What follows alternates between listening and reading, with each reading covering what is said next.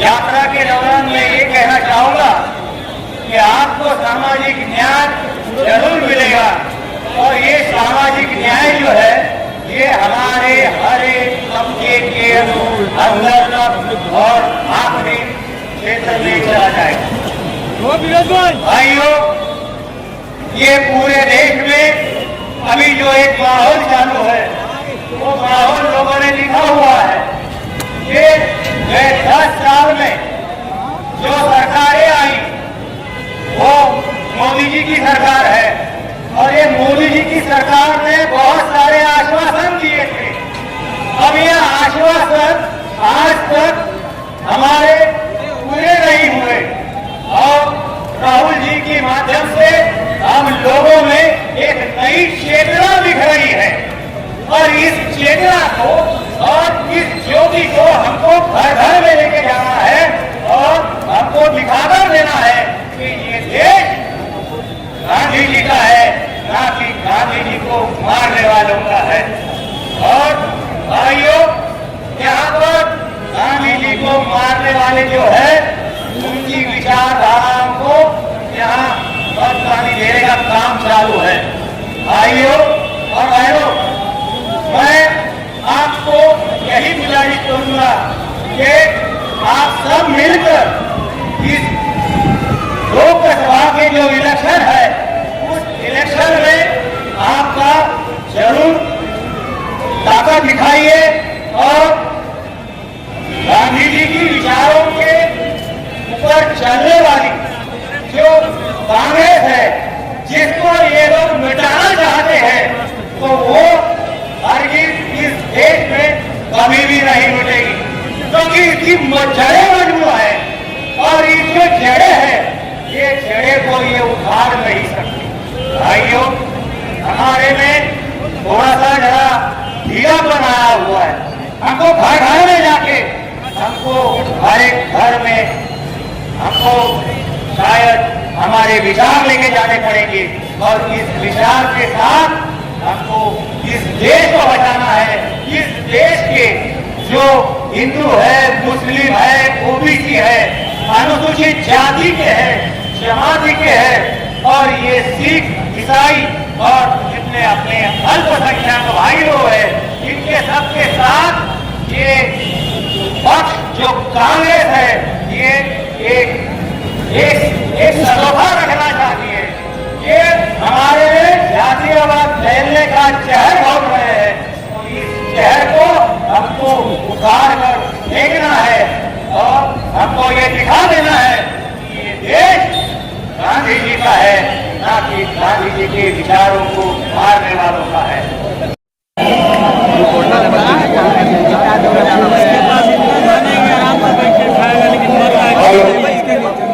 मौत से आगे निकल चुका है। मौत से आगे निकल चुका है देश के लिए। भाई आजाद हो गई, जरा शांति रखिए।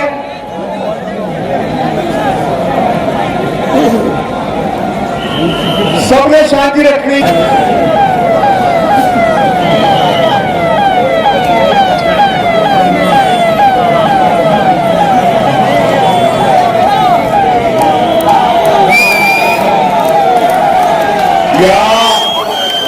हमारे भारत के भाग्य विधाता बता रहे हो, अब जोर से मारो, हमारे पीछे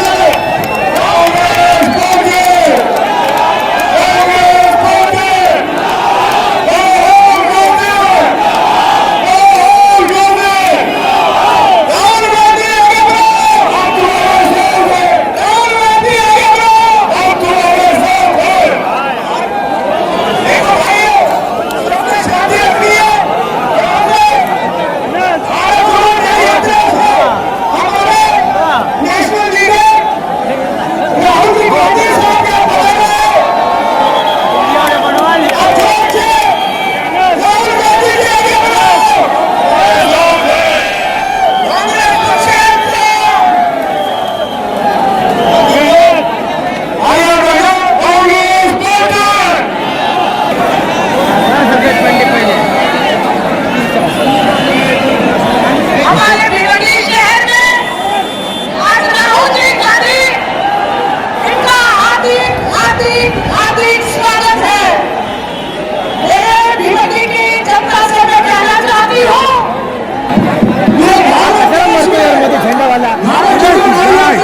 नमस्कार, कैसे हैं आप लोग?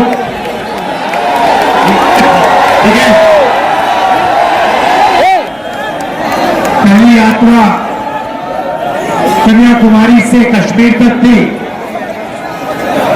दूसरी यात्रा मणिपुर से लेकर महाराष्ट्र मुंबई।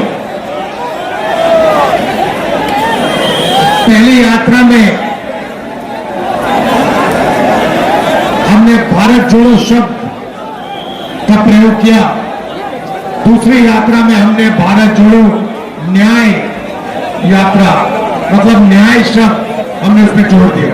भैया थोड़ा शांत हो गए।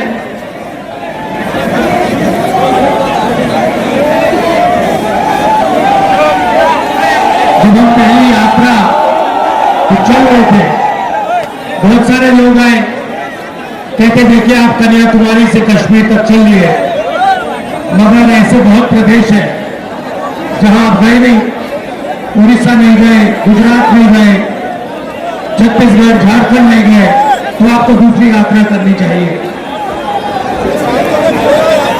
न्याय शब्द क्यों जोड़ा? क्योंकि पहली यात्रा में पता लगा कि जो हिंसा फैल रही है उसका कारण अन्याय है। गरीबों के खिलाफ, श्रमिकों के खिलाफ, मजदूरों के खिलाफ, छोटे व्यापारियों के खिलाफ, बेरोजगार युवाओं के खिलाफ, जहां भी इस देश में देखो आपको अन्याय अन्याय दिखेगा। तो इसलिए हमने दूसरी यात्रा में न्याय शब्द जोड़ दिया। मैं शुरुआत आपसे 2-3 सवाल पूछ के करता हूं। नरेंद्र मोदी जी ने हिंदुस्तान के 20-25 सबसे अमीर लोगों का कितना कर्जा माफ किया?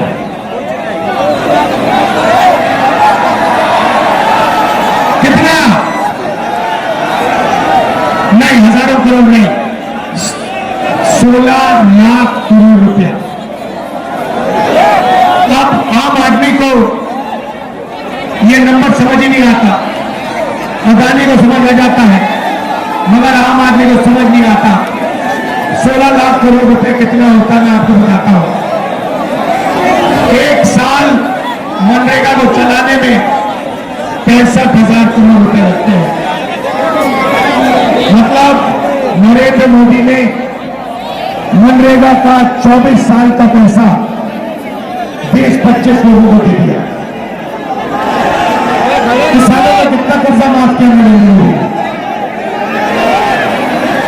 बुनकरों का कितना माफ किया? छोटे व्यापारियों को कितना किया?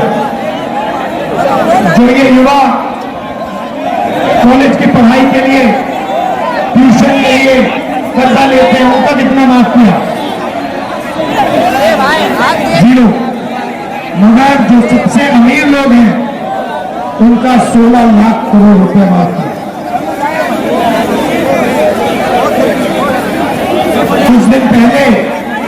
कुछ दिन पहले सुप्रीम कोर्ट कहती है कि ये जो नरेंद्र मोदी ने इलेक्टोरल बॉन्ड शुरू किए, इसके आंकड़े स्टेट बैंक ऑफ इंडिया को पब्लिक कर देने चाहिए। सुना इसके बारे में? अब बात निकलती है कि इलेक्टोरल बॉन्ड्स में हजारों करोड़ रुपए हिंदुस्तान के बड़े बड़े कॉर्पोरेट्स ने बीजेपी को, नरेंद्र मोदी जी को दिए। हजारों करोड़ रुपए। जो भी कॉन्ट्रैक्ट हिंदुस्तान की सरकार देती है, जिस भी कंपनी को देती है, उसका इलेक्टोरल बॉन्ड्स के माध्यम से रिश्वत वो कंपनी बीजेपी को देती है। हजारों करोड़ रुपए कंपनियों पर दबाव डालकर, सीबीआई इंक्वायरी कराकर, ईडी की इंक्वायरी कराकर, इनकम टैक्स का दबाव डालकर उनसे पैसा एक्सपोर्ट करा जाता है। हजारों करोड़ रुपए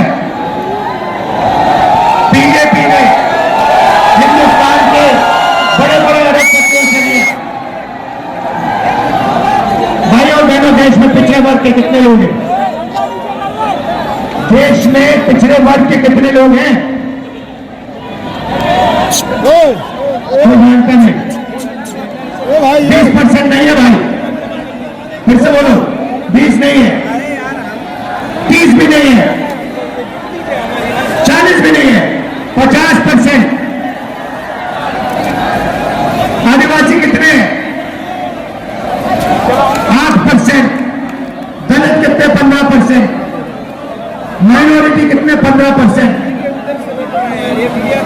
50 में 15 जोड़ो कितना होता है? ओ भाई जाओ उधर जाओ ना यार तुम यार। 65 में 15 जोड़ो कितना होता है? 80 में 8 जोड़ो कितना होता है? 88।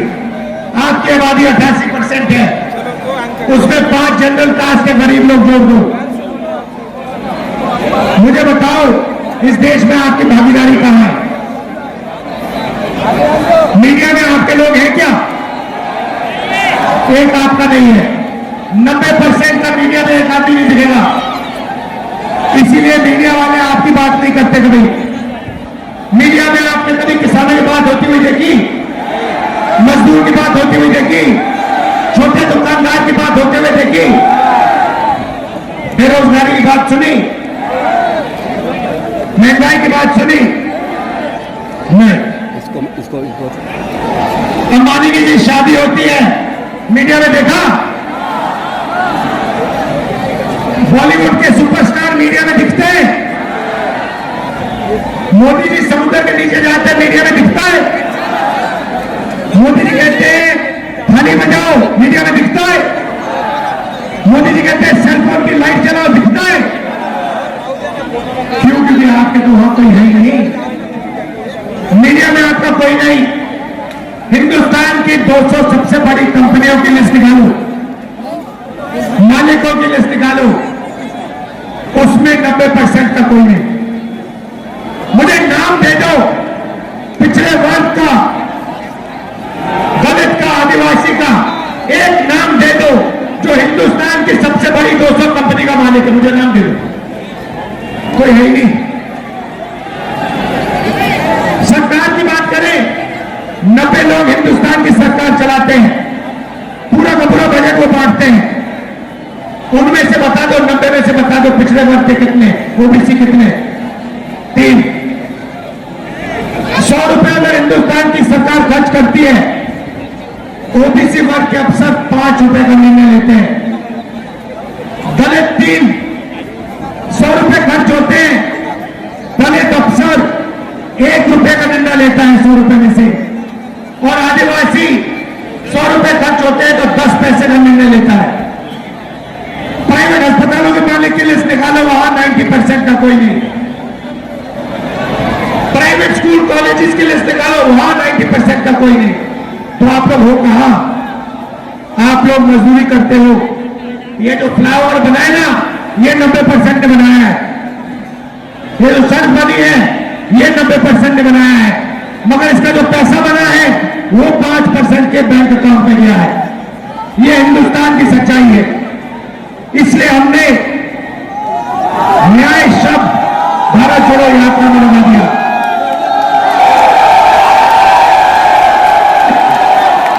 आर्थिक अन्याय, सामाजिक अन्याय, किसानों के खिलाफ अन्याय, बेरोजगार युवाओं के खिलाफ अन्याय। किसान कहता है हमें एमएसपी दे दो, मिनिमम सपोर्ट प्राइस दे दो। नरेंद्र मोदी कहते नहीं मिलेगी, मर जाओ तुम्हें नहीं मिलेगी। हमने मैनिफेस्टो में लिख दिया, जैसे हमारी सरकार आएगी हिंदुस्तान के किसानों को मिनिमम सपोर्ट प्राइस, कानूनी मिनिमम सपोर्ट प्राइस हम दिलवा देंगे। तो ये लड़ाई भाइयों बहनों, एक तरफ नरेंद्र मोदी जी हिंदुस्तान के 20-25 अरबपति और दूसरी तरफ हिंदुस्तान की गरीब जनता, बेरोजगार लोग, पिछड़े, दलित, आदिवासी, माइनॉरिटी, गरीब जनरल कास्ट के लोग।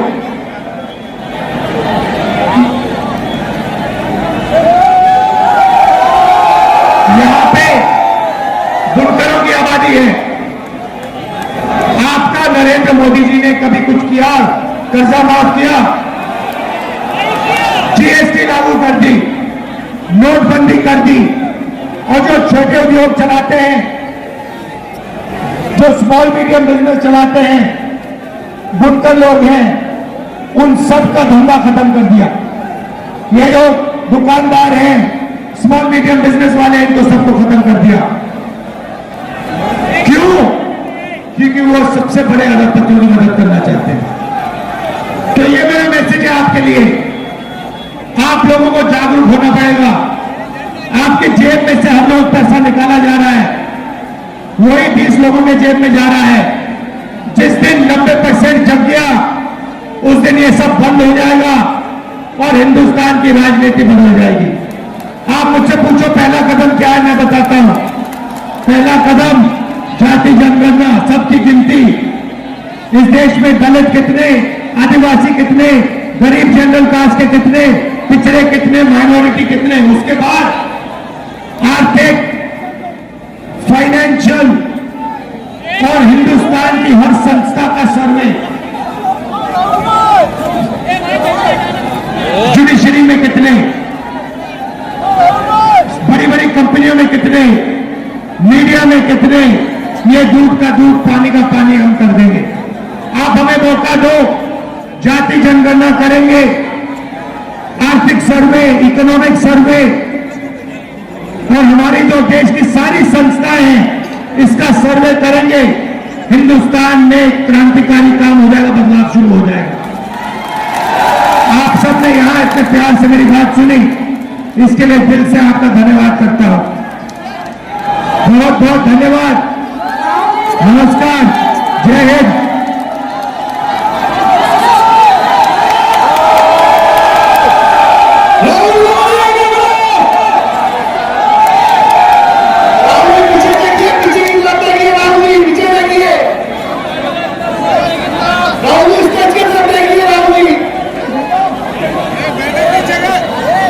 राहुल गांधी साहब स्टेज की यहाँ आप बैठिए, यहाँ आइए, सब